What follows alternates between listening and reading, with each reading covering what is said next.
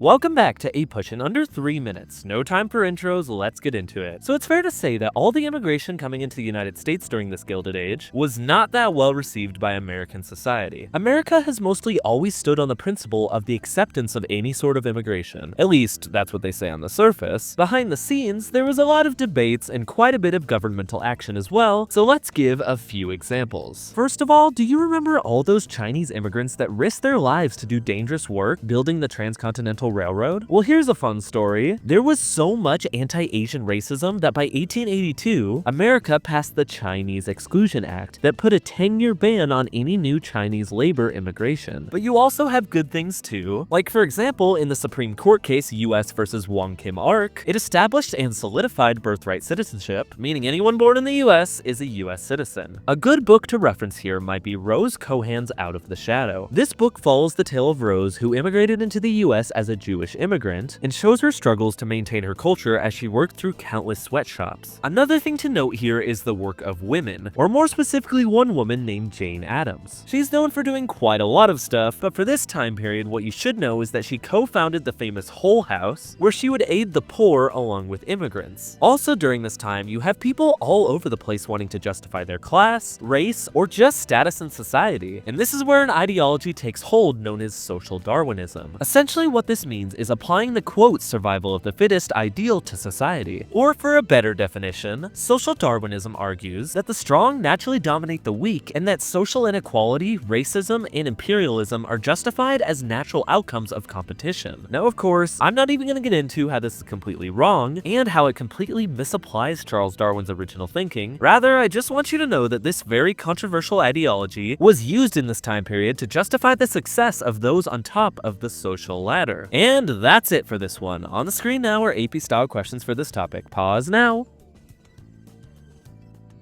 I'll put the answers on the screen now.